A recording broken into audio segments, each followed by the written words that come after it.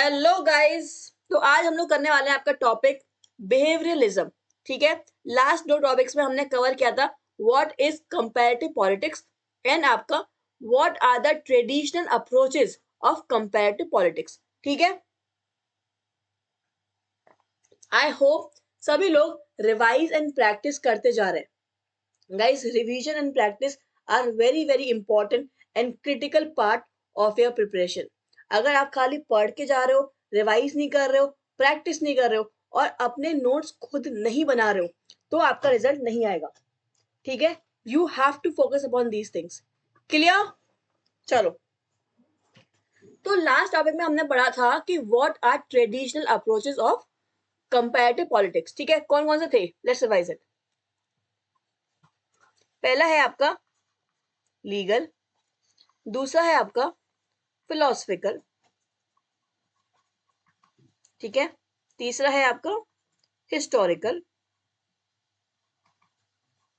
And fourth है आपका institutional.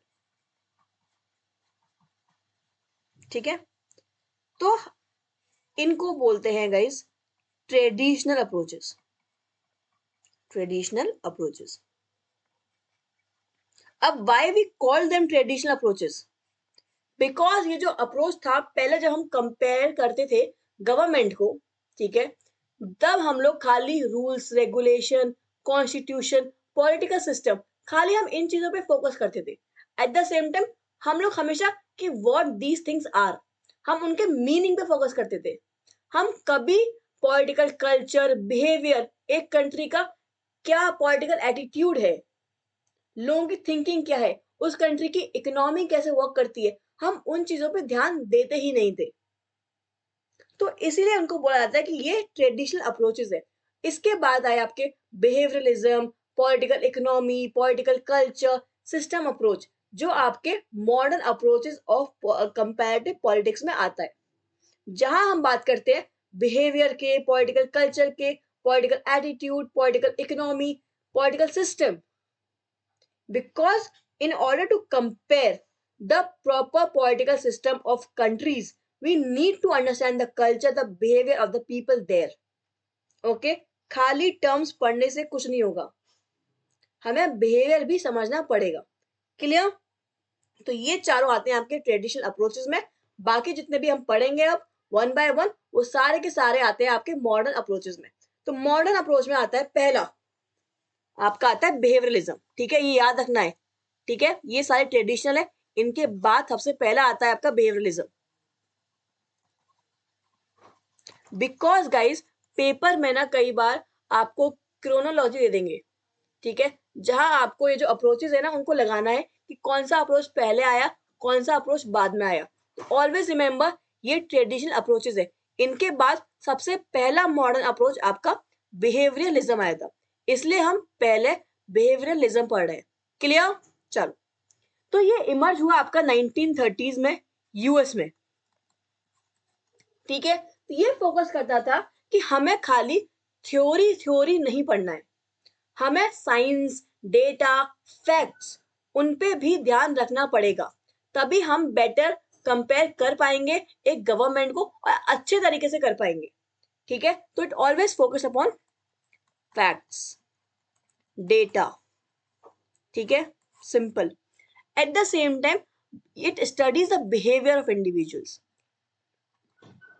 लोगों का बिहेवियर कैसा होता है एक कंट्री में, उससे डिटरमाइन होता है कि पॉलिटिकल सिस्टम कैसा होगा वहां पे। क्लियर?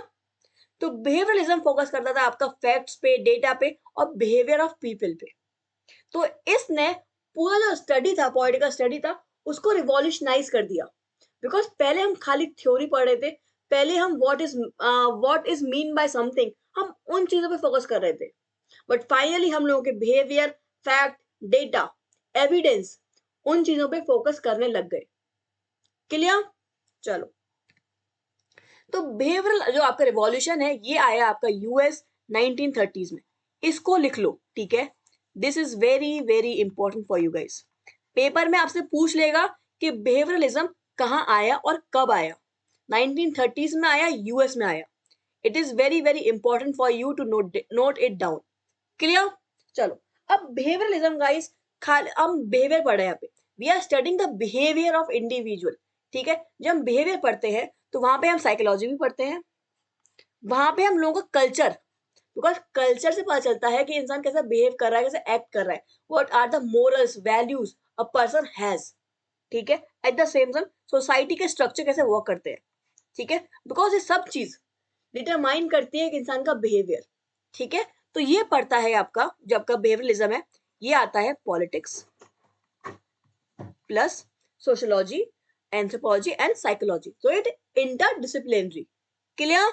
चलो अब आते हैं आपके चार्ल्स मरियम। तो Charles Merriam guys is the founder of behaviouralism. इनकी काफी इंपॉर्टेंट बुक है new aspect of politics, please note it down. पहले तो कि he is the founder of behaviouralism, at the same time उनकी बुक है new aspects of politics. Paper में पूछ लेगा, please note it down, okay. तो इनका सिंपल था कि साइंस है ना, पॉलिटिकल साइंस, हम खाली थ्योरी पे बात करते हैं, हम कभी एविडेंस फैक्ट करते ही नहीं है, उन पे फोकस ही नहीं कर रहे हैं कि फैक्ट क्या कह रहा है, एविडेंस क्या कह रहा है, कि जो हम थ्योरी की बात कर रहे हैं वो एक्चुअली प्रैक्टिकल है या नहीं है, हम टेस्ट ही नहीं कर रहे हैं उनको। तो आपके जो चार्ल्स मरियम थे वो इन चीजों पे बात करते थे कि हमें साइंस, जो पॉलिटिकल साइंस है, उसको मोर एम्पिरिकल, डाटा ओरिएंटेड बनाना चाहिए, टू अंडरस्टैंड कि पॉलिटिकल बिहेवियर कैसे काम करता है, पॉलिटिकल सिस्टम कैसे वर्क करता है और क्यों वर्क करता है। Clear? Just give me a minute guys.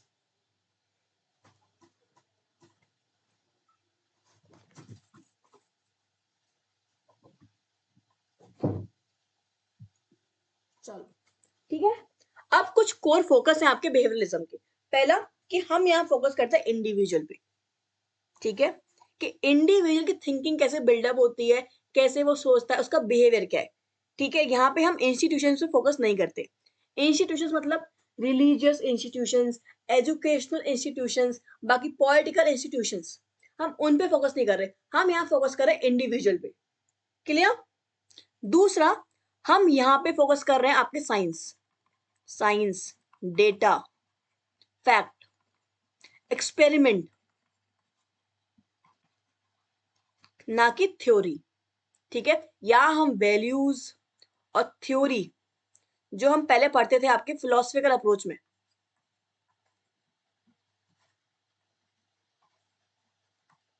हम बिहेवियरलिज्म में इस पे फोकस नहीं करते। हम यहाँ पे science, data, fact, empirical study को ज्यादा प्रायोरिटाइज करते हैं। क्लियर? सिंपल। यहाँ फोकस करते हैं हम इंडिविजुअल एक्शंस पे, उनके बिहेवियर पे, across various level and context.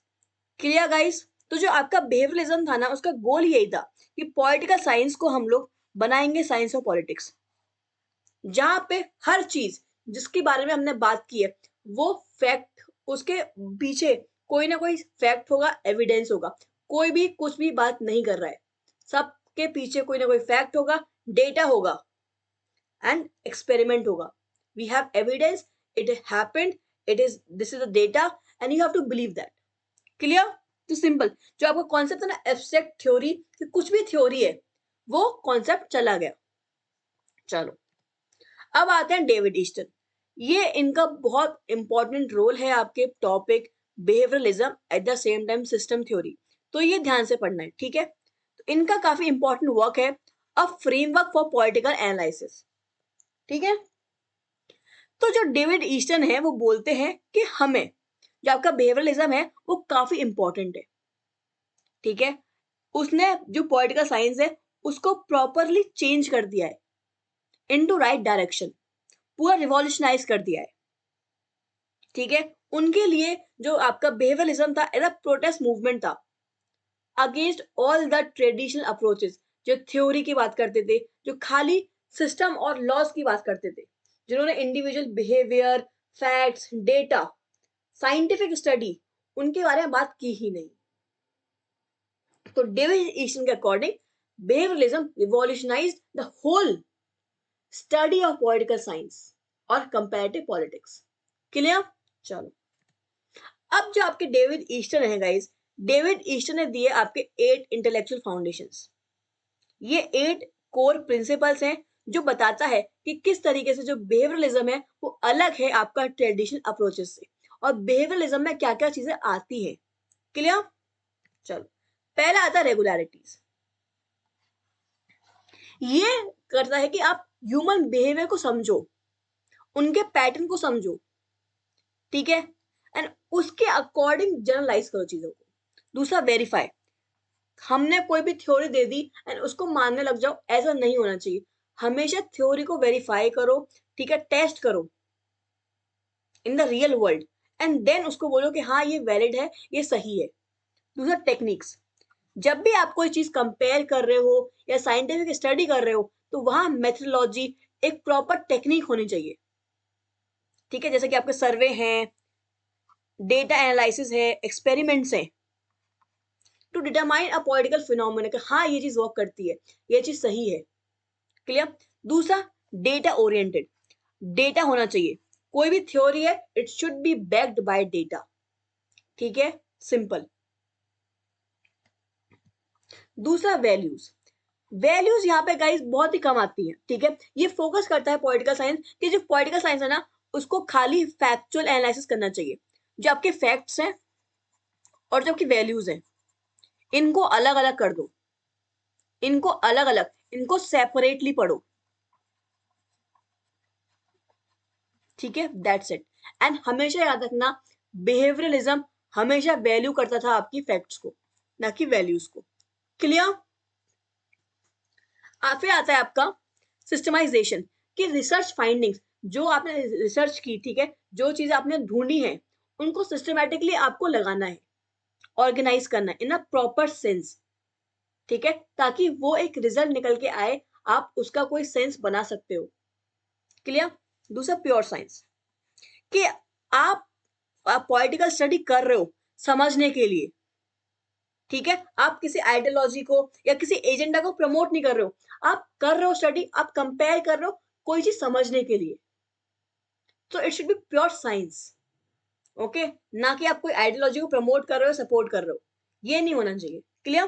दूसरा, इंटीग्रेशन, ये फोकस करता है कि साइकोलॉजी, सोशियोलॉजी, इकोनॉमिक्स, हम इन चीजों को भी पढ़ें with political science to understand the behavior, a political culture of a country, of a system, to understand or to compare it better.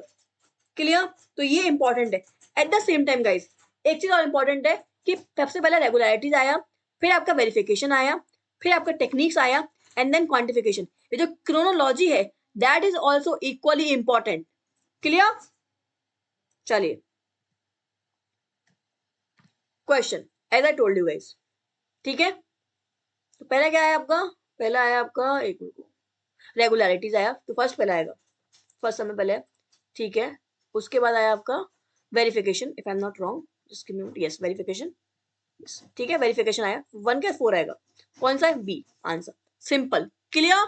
चलिए, give the, okay, which of the following were describe by David Easton as intellectual foundations of the system analysis. तो सारे के सारे ही यार, ठीक है, हमें सारे के बारे में पढ़ा है, ठीक है, डी आएगा। विच of the following is not a feature, regularities है, वैल्यूज है, प्योर साइंस है, सर्टिफिकेशन नहीं है, मतलब डिवीजन कहीं ना कहीं, ठीक है, अलग अलग, वो नहीं है, ठीक है। Which century according to David Easton is the age of scientific method, आपका 1930s में, ठीक है, सिंपल क्या आया आपका, 90s में ही, 19 सेंचुरी में ही बेसिकली आपका जो बिहेवियरलिज्म था या मॉडर्न अप्रोच था, जहाँ पे हम लोग साइंस का, साइंटिफिक मेथड का, प्रॉपर मेथोडोलॉजी का यूज करना शुरू हुआ था, तो उसका आंसर आएगा C, 19 century. Please note these things down guys, भूलना नहीं है। चलो, अब आता है इम्पैक्ट ऑफ बिहेवियरलिज्म। तो गाइज, बिहेवियरलिज्म ने ना पॉलिटिकल साइंस को पूरी तरीके से चेंज कर दिया था। जहां हम पहले खाली थ्योरी, लॉज, कॉन्स्टिट्यूशन, उन पे फोकस कर रहे थे, हम उसको उससे आगे बढ़ चुके थे।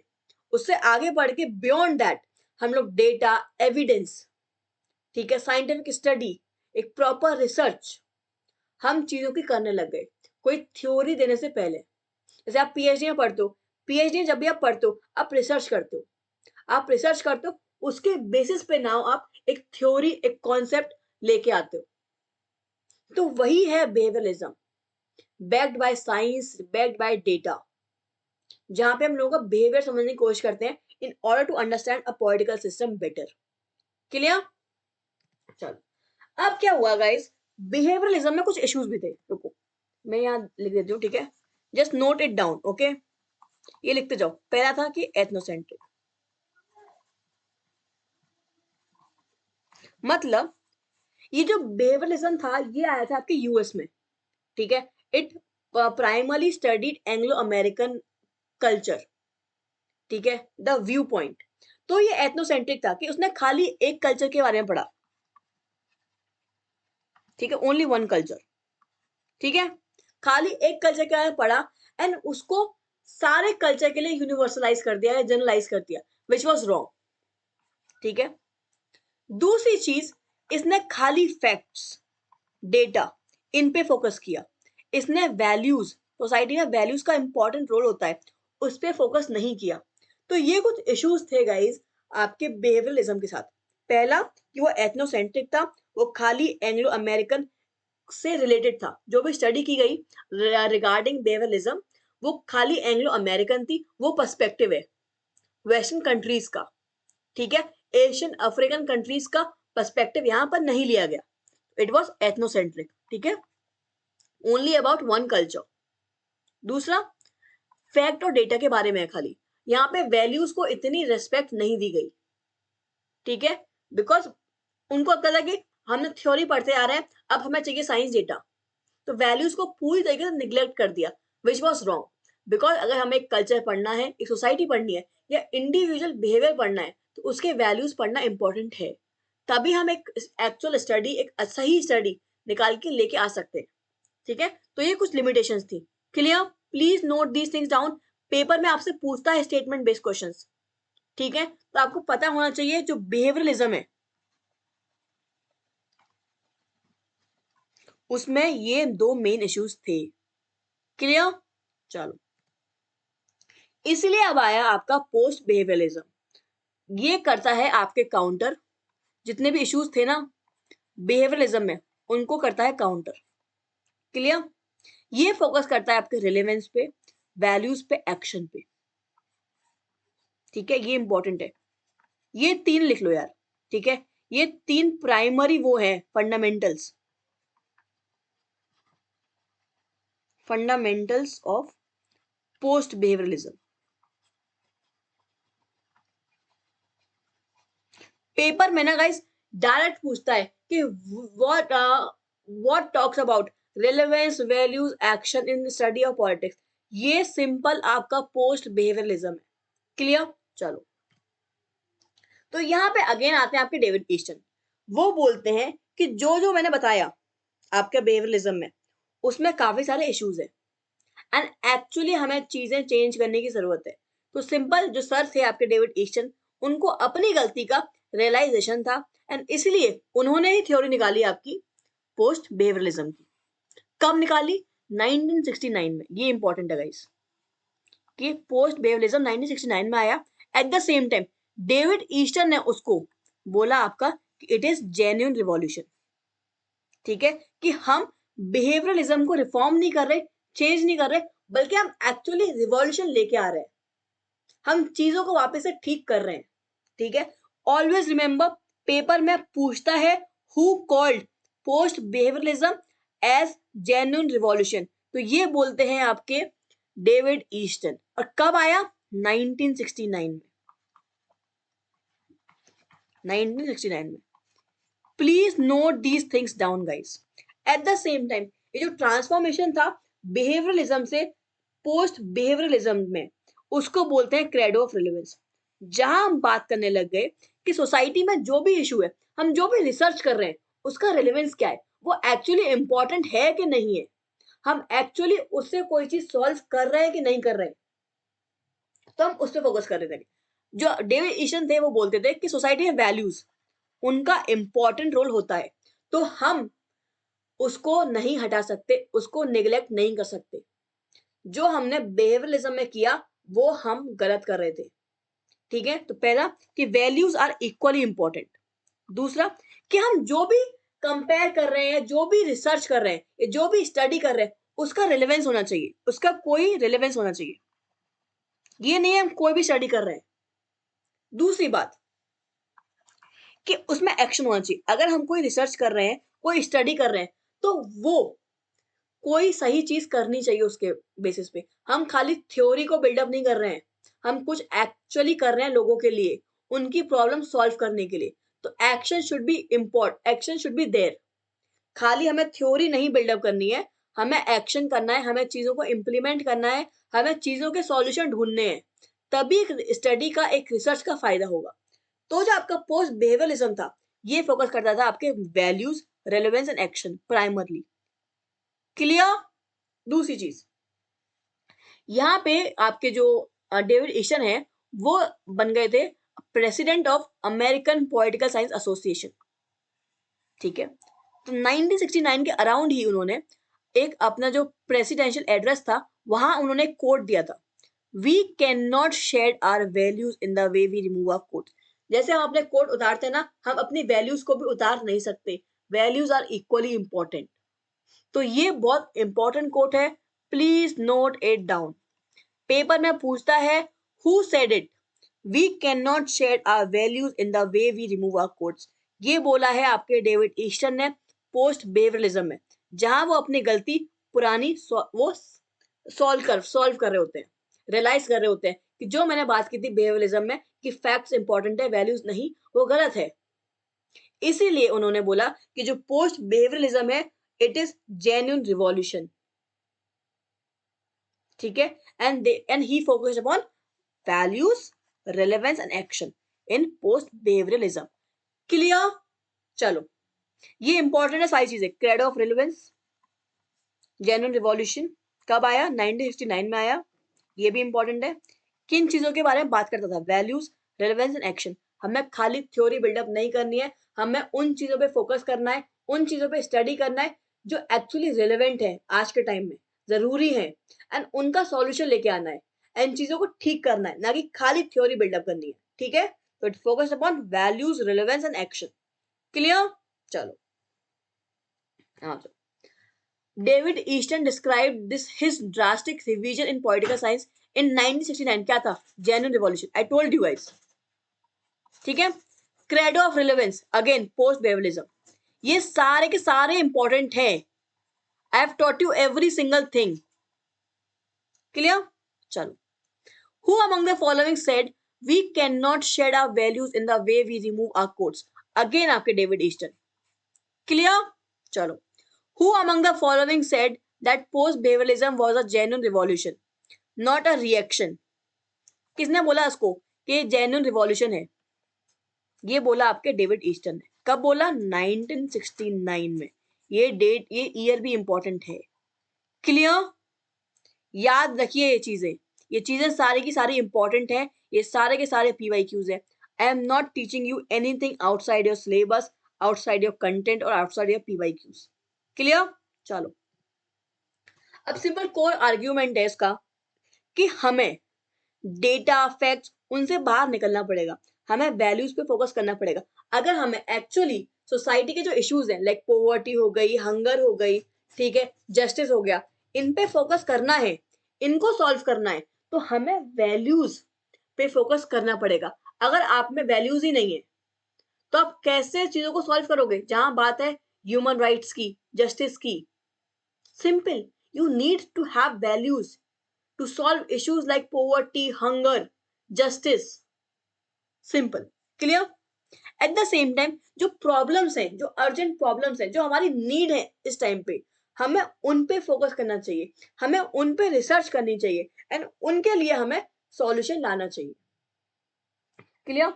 सिंपल, हमें डेटा से बाहर निकलना चाहिए, अर्जेंट प्रॉब्लम्स को फोकस करना चाहिए। At the same time values are important. वो दिखाती है कि ऐसे इंसान रिस्पॉन्सिबल है, उसमें वैल्यूज हैं।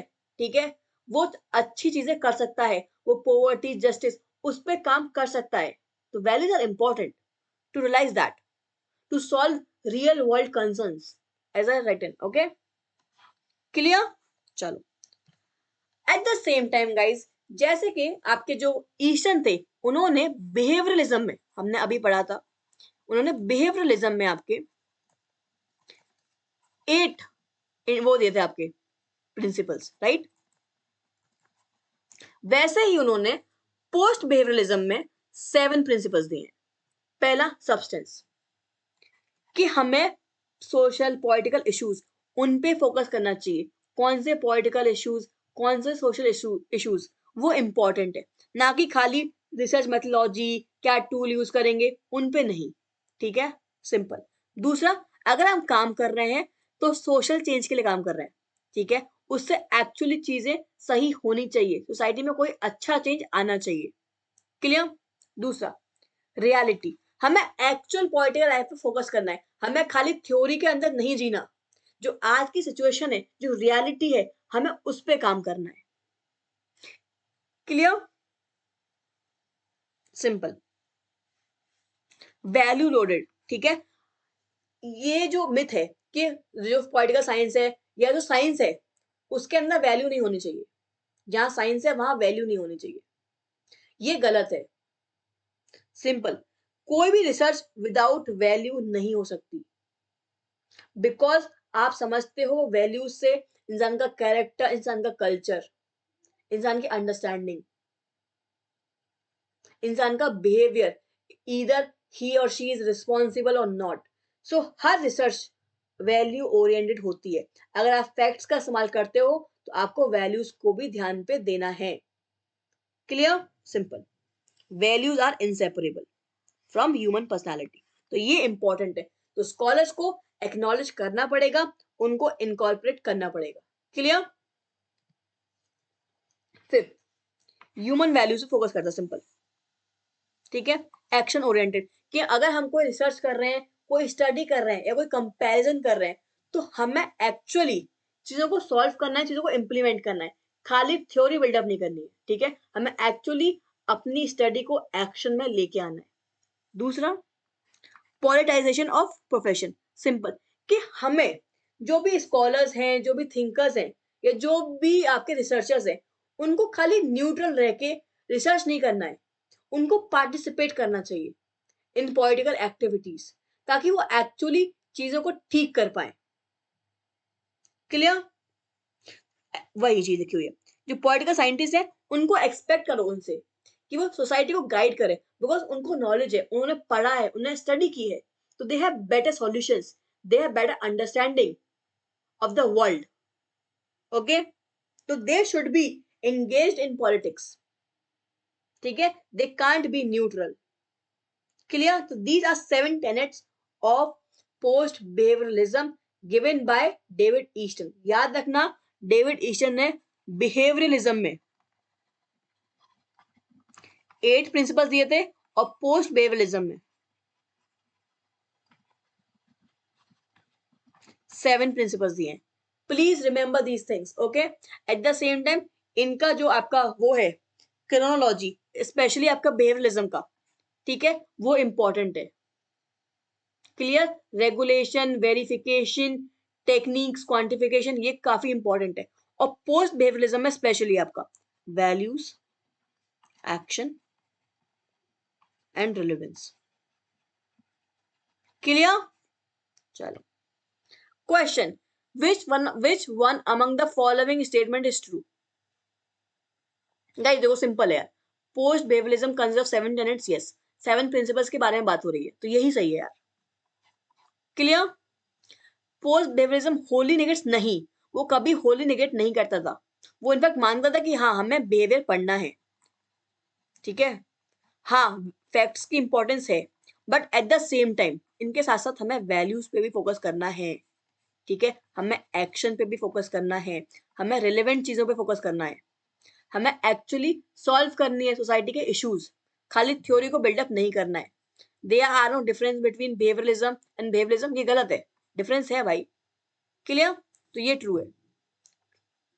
चलो, अब कुछ एडिशनल डायमेंशन है, इनके बारे में बता दिया मैंने यार। ठीक है, कि हमें एक्शन पे फोकस करना है, जो चीजें रिलेवेंट है आज के टाइम में उन पे फोकस करना है।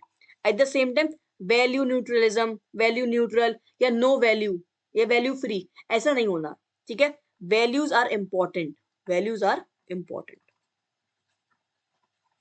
According to post behaviouralism. Clear? At the same time हम जो भी रिसर्च कर रहे हैं, हम इस सेंस में करना चाहिए कि हम आज के इश्यूज को सॉल्व कर रहे हैं, eight the same time future में उसका स्कोप काफी ज्यादा है। क्लियर? तो हमें आज के साथ साथ कल के बारे में भी सोच के रिसर्च करनी चाहिए। चलो, which of the following statement is not correct? Traditional political theory is prescriptive and normative. Yes, जो ट्रेडिशनल पॉलिटिकल थ्योरी थी वो फोकस करती थी आपकी वैल्यूज पे, वैल्यूज हो गए, आइडियाज हो गए, थ्योरी हो गई, ठीक है, सिंपल। तो ये प्रिस्क्रिप्टिव नॉर्मेटिव थी।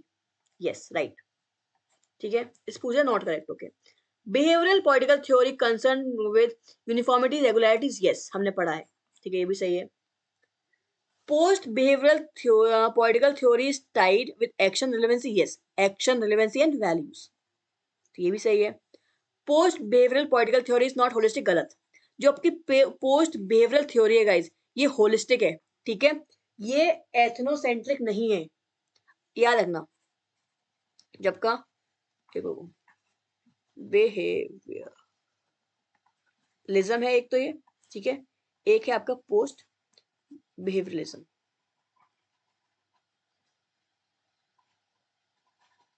ठीक है, याद रखो ये है आपका ethnocentric,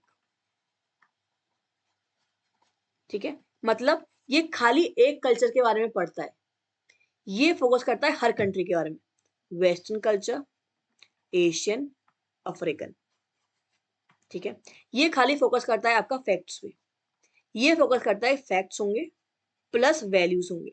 eight the same time ये फोकस करता है कि जिन पे भी हम रिसर्च करेंगे, जो भी चीजें हम कंपेयर करेंगे, स्टडी करेंगे, जो भी उन वो रिलेवेंट होनी चाहिए।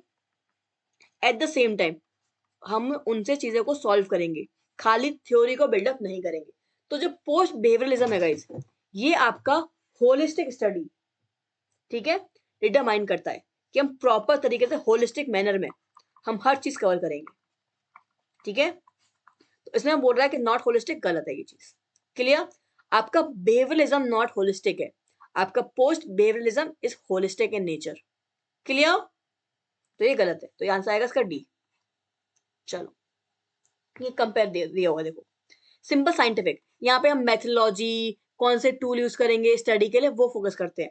यहाँ पे फोकस करते हैं कि हम कोई स्टडी कर रहे हैं तो उसका रिलेवेंस क्या है, उसका एंड क्या, एंड गोल क्या होगा, हम एक्चुअली सोसाइटी में कुछ सुधार ला पा रहे हैं, कोई एक्शन कर पा रहे हैं कि नहीं कर पा रहे हैं, सिंपल। ये यहाँ पे हम लोग वैल्यू पे फोकस नहीं करते थे, यहाँ पे वैल्यूज आर इंपॉर्टेंट, यहाँ पे हम डेटा फैक्ट्स इन पे ज्यादा फोकस करते थे, इन्हीं को प्रायोरिटाइज करते थे। यहाँ पे हम देखते हैं कि हम जिस चीज पे स्टडी कर रहे हैं, जिस चीज पे रिसर्च कर रहे हैं, वो सोसाइटी के लिए रिलेवेंट है कि नहीं है, ठीक है। यहाँ पे हम इंडिविजुअल बिहेवियर पे फोकस करते थे, यहाँ पे हम फोकस करते हैं प्रॉब्लम को सॉल्व करने में, ठीक है। यहाँ हम लोग मेथोडोलॉजी, कि हम क्या मेथोडोलॉजी से कंपेयर करेंगे, स्टडी करेंगे, उन पे फोकस करते थे कि क्या मेथड होना चाहिए टू स्टडी टू कंपेयर। यहाँ फोकस करते हैं हम कि जो हम रिसर्च कर रहे हैं उसका फ्यूचर में कोई स्कोप है कि नहीं है। Clear? These are basic differences between behaviouralism and post behaviouralism. Clear guys? Please note these differences down. Statement based question आते हैं, आप गलत करके आओगे अगर आपको ये बेसिक डिफरेंसेस नहीं पता तो। क्लियर? चलो, ये सिंपल आपका पूरा ओवरव्यू है कि कैसे शुरू हुआ आपका 1930s में बिहेवियरल रिवॉल्यूशन, ठीक है, यूएस में शुरू हुआ। फाउंडर कौन थे? चार्ल्स मरियम। फिर आए आपके डेविड ईस्टन, जिन्होंने दिया आपके 8 प्रिंसिपल्स ऑफ बिहेवियरलिज्म, ठीक है, जो आए आपके 1950-1960s में। फिर आपका आया पोस्ट बिहेवियरलिज्म, जिसने रियलाइज किया कि बिहेवियरलिज्म में कुछ इश्यूज हैं, तो हमें चीजों को चेंज करना पड़ेगा। तो लेके आए आपके डेविड ईस्टन, अगेन आए, वो बोलते थे मेरे से गलती हो गई, ठीक है, अब मैं अपनी गलती सुधारूंगा। तो वो लेके आए पोस्ट बिहेवियरलिज्म, जिसको उन्होंने बोला कि ये एक जेन्युइन रिवॉल्यूशन है, और ये जो ट्रांसफॉर्मेशन था उनको बोला क्रेडो ऑफ रिलेवेंस। मतलब आज हम जो भी रिसर्च करेंगे वो रिलेवेंस के बेसिस पे होगी, ठीक है, वो रिलेवेंट है आज के टाइम पे, it is that's why it is important. Clear? कब हुआ? 1969 में। क्लियर? उसके बाद ये लेके आए पोस्ट बिहेवियरलिज्म में भी 7 प्रिंसिपल्स, एंड आज हम उसी को कंटिन्यू पढ़ रहे हैं, उसी का टाइम के संग इवोल्यूशन हो रहा है. तो this is the basic overview of behavioralism as a topic, as a modern approach of comparative politics. Clear? Chalo. Questions. Which among the following statement is not correct? Post behavioral theory interrelates value and fact. Yes. ठीक है. It talks about both. Post behavioralism is ethnocentric. नहीं guys, ये गलत है. ठीक है. आपका behavioralism, I told you, ये आपका behavioralism है जो एथनोसेंट्रिक है. ठीक है. जो फोकस करता है खाली वन कल्चर पे, वन कल्चर या वन कंट्री, उसके पर्सपेक्टिव से ही सबको कंपेयर करता है, सबको पढ़ता है. That is wrong. ठीक है. जो आपका पोस्ट बिहेवियरलिज्म है ये फोकस करता है आपके होलिस्टिक मैनर में, जहां वो वेस्टर्न कल्चर, एशियन, अफ्रीकन सब पढ़ता है. That is wrong. ठीक है. Simple. Clear. So post behaviouralism is not ethnocentric, it is holistic in nature. Ethnocentric क्या है आपका? बिहेवियरलिज्म. तो आपका B is the correct answer. Because it is asking not correct. Clear. चलो देखो उसमें ये भी पढ़ो आप. Post behavioural political theory is tied to action relevancy. Yes, action relevancy and values. Post behaviouralism आपका एक्शन रिलेवेंसी एंड वैल्यूज पे focus करता है. Post behaviourism political theory is change oriented. Yes, हमें सोसाइटी में चेंज लेके आना है, हमें चीजों को सॉल्व करना है, सोसाइटी को बेटर बनाना है. ठीक है. यस, प्रॉब्लम सॉल्विंग पे फोकस करता है, प्रॉब्लम सॉल्विंग पे. क्लियर. चलो. Which one of the following statement is not true? Okay. Classical political theory is qualitative. Yes. Guys याद रखो, क्वालिटेटिव मतलब जहां हम थ्योरी पे फोकस करते हैं, क्वांटिटेटिव मतलब जहां हम डेटा फैक्ट्स, नंबर्स उस पे फोकस करते हैं. ठीक है. तो क्लासिकल पॉलिटिकल थ्योरी में हम थ्योरी पे फोकस करते थे, तो इट इज राइट, क्वालिटेटिव है, इट इज राइट. ठीक है. Behavioural political theory is quantitative. Yes, because जो बिहेवियरल अप्रोच था वो आपके डेटा फैक्ट्स नंबर पे ज्यादा फोकस करता था, तो ये भी सही है. Post behavioural theory is both qualitative and quantitative. Yes, जो आपका पोस्ट बिहेवियरलिज्म था वो वैल्यूज प्लस फैक्ट्स दोनों को ही इंपॉर्टेंस देता था, तो ये सही है. Behavioural theory is not specially concerned with गलत. मैंने आपको बताया गाइस, जो आपका बिहेवियरल थ्योरी है अब बताया आपको मैंने कि वो एथनोसेंट्रिक है, एथनोसेंट्रिक है. ठीक है. जो आपका बिहेवियरलिज्म है वो यूएस में इमर्ज हुआ एंड यूएस के मॉडल से ही सब चीजों को स्टडी कर रहा था, सब चीजों को कंपेयर कर रहा था, विच वाज रॉन्ग. तो it is specially concerned with, ठीक है, एंग्लो अमेरिकन मॉडल. नॉट नहीं आएगा. क्लियर. तो उसका आंसर है डी. चलो. विच of the following statement is not true? Again ये तो पढ़ चुके हैं ना, ये अगेन वही आया है, ये 2016 में आया है सेम क्वेश्चन, ये आपका आया 2017 में. देख लो, question always repeats. Please study करो, ढंग से करो. ठीक है. Traditional political theory is qualitative. Yes, because it is based on theory. Behavioural political theory is quantitative. Yes, because focus upon facts, data. Post behavioral political theory is both qualitative and quantitative. Yes, because focus upon both values, ठीक है, plus facts. Post behavioral political theory is ethnocentric. नहीं. ठीक है. ये है हमारी holistic. Ethnocentric क्या है हमारा? Behaviouralism, which focuses upon simple American model. Primarily कब आया? 1930s में यूएस में. ठीक है. चलो.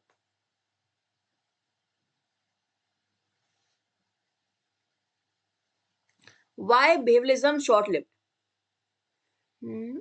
ओके, तो simple guys, inability to evolve consensus. Because होता क्या था, जब बिहेवियरलिज्म आया तो काफी सारे जो थ्योरिस्ट थे, स्कॉलर्स थे, अपनी अपनी मेथोडोलॉजी, अपने अपने तरीके, मेथड्स लेके आ गए to study, to compare political science, political system, जिसकी वजह से एक प्रॉपर रिजल्ट, एक प्रॉपर कंसेंसस नहीं आ पा रहा था, जिसकी वजह से काफी फेलियर आया आपका बिहेवियरलिज्म में. क्लियर. तो it is the main reason why it was short lived. Clear? देखो, लोकलाइज इवेंट नहीं था, बिकॉज जब बिहेवियरिज्म आया तो आपके आया वेस्टर्न डेमोक्रेसीज में, वेस्टर्न डेमोक्रेसीज स्टार्ट हुआ यूएस से, यूरोप में भी आगे एक्सपेंड हुआ, ठीक है? टू मच डॉगमेटिज्म नहीं गाइस, ऐसा नहीं था, ठीक है? इस मतलब ये ठीक है, आपका ये रिजिड था, इतना ये रीजन नहीं था इसका फेलियर का, ठीक है? दूसरा, coloured by cold war prejudice, cold war का कहने का इन्फ्लुएंस था, बिकॉज लोग जब कोल्ड वॉर देख रहे थे तो वैल्यूज, क्यों वैल्यूज जो जस्टिस की, पावर की, वो कहीं ना कहीं निग्लेक्ट की जा रही थी, तो वहां लोगों को लगा कि वैल्यूज की शायद कोई इतना इंपॉर्टेंट रोल नहीं है इन ऑर्डर टू कंपेयर, हमें फैक्ट्स डेटा हमें उन पे फोकस करना चाहिए, तो यस कोल्ड वॉर का इन्फ्लुएंस था, बट इसका जो मेन रीजन था वो था inability to evolve consensus, because everyone was becoming rigid about their methodology, ठीक है, about their साइंटिफिक स्टडी के जो मेथड्स हैं, टूल्स हैं, उन पे, तो एक प्रॉपर रिजल्ट, एक रिजल्ट या कंसेंसस आ ही नहीं पा रहा था। क्लियर? चलो क्वेश्चन, ठीक है, for behaviouralist it was better to be wrong than vague, yes I told you, ठीक है, कि जो बिहेवियरलिस्ट हैं फोकस करते हैं आपके फैक्ट्स पे, ठीक है, डेटा पे एंड प्रिसाइज होने पे, कट टू कट रखना है चीजों को, ठीक है, एट द सेम टाइम क्या साइंटिफिक मेथड हम यूज करेंगे, ठीक है, सिंपल। तो वो मानते हैं कि जो वेग है कि वैल्यूज को भी हमें सोचना चाहिए, हमें डिफरेंट एस्पेक्ट ऑफ सोसाइटी उनको भी स्टडी करना चाहिए, तो ये बोलता है इसकी जरूरत नहीं है, खाली डेटा एंड फैक्ट और being precise is fine to have a good research, to have a good study, तो ये सही है, तो it is right.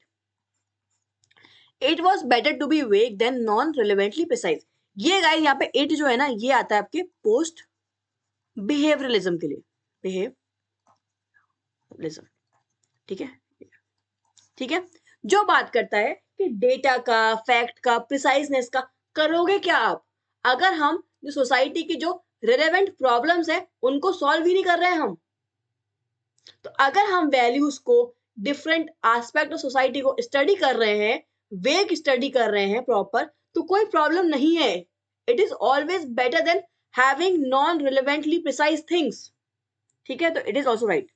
Even I was confuse कि जो इट है वो बिहेवियरलिज्म के लिए आता है या यहाँ पे पोस्ट बिहेवियरलिज्म के लिए आता है, तो according to NTA, according to the answer key of NTA, the right answer is B here, तो उस सेंस से जो आपका इट है यहाँ पे पोस्ट बिहेवियरलिज्म के लिए आएगा, ठीक है, ये पेपर 2 दिसंबर 2013 का पेपर है, आप जाके खुद चेक कर सकते हो।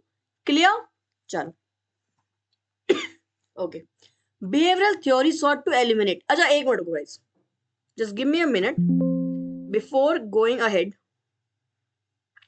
whoever is new, जो भी नया है इस चैनल पे, I would love to request you guys कि there is a website, okay, आप सिंपल सर्च करोगे गूगल पे पॉलिटिकल साइंस सॉल्यूशन, तो सबसे पहले आपके खुल के आएगी वेबसाइट, आप खोलो उसको, जो भी एग्जाम के लिए आप प्रिपेयर करो, चाहे यूजीसी नेट हो, सीयूटी पीजी हो, सीयूटी यूजी हो, कॉलेज स्टडी मटेरियल हो, डीयू इग्नू, ठीक है, मॉक टेस्ट है, पीवाईक्यूज है, सब कुछ आपको यहाँ मिल जाएगा, everything about political science at one place, ठीक है, आप सिंपली क्लिक करोगे, यहाँ पे सारे नोट्स अवेलेबल है, all the topics are covered, आप सिंपली क्लिक करो, सारे नोट्स खुल के आ जाएंगे इन डिटेल, जो टॉपिक्स कोई कवर नहीं करता वो टॉपिक्स आपको यहाँ कवर्ड मिल जाएंगे, ठीक है, सेम विद आपका वीडियो कोर्स, अब जाओगे पीछे वीडियो लेसन्स, क्लिक करो, ये क्या, ये सारे जो लेक्चर्स है स्टार्टिंग में ये सब फ्री हैं, आप जाओ देखो वॉच करो,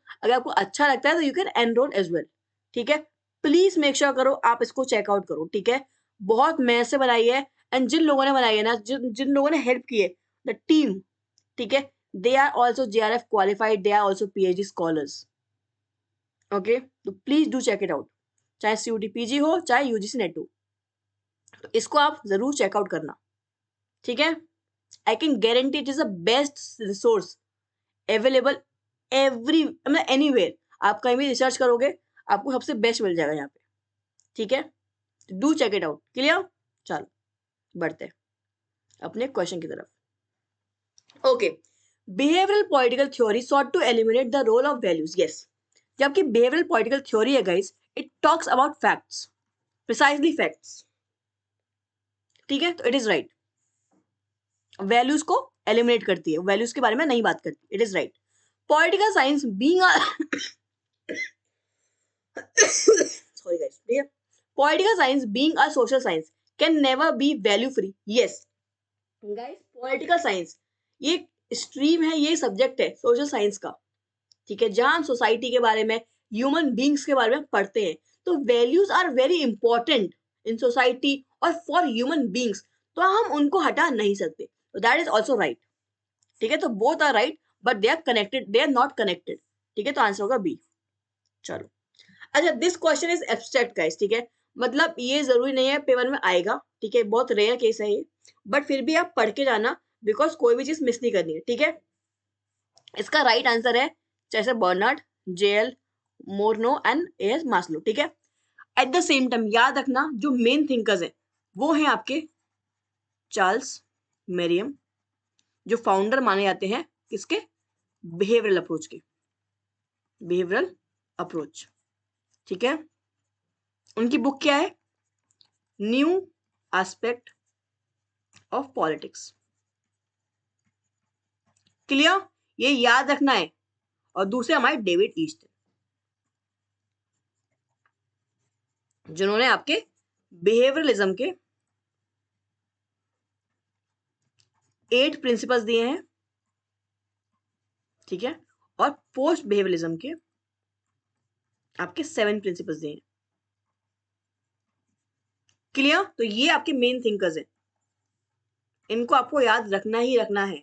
ओके, चलो, that's it for today guys. I hope आपको समझ में आ गया होगा what is behaviourism. I have tried my best explaining everything, every question. ठीक है, याद रखना, रिवाइज करो डेली, प्रैक्टिस करो डेली। बाकी this is Telegram ID, do follow it. Okay, extra note, PYQs, daily quiz, ठीक है, आपके एक्स्ट्रा फैक्ट्स सब हम कवर करते हैं अपने टेलीग्राम चैनल पे। It is free for all. Okay, so anyone can join that.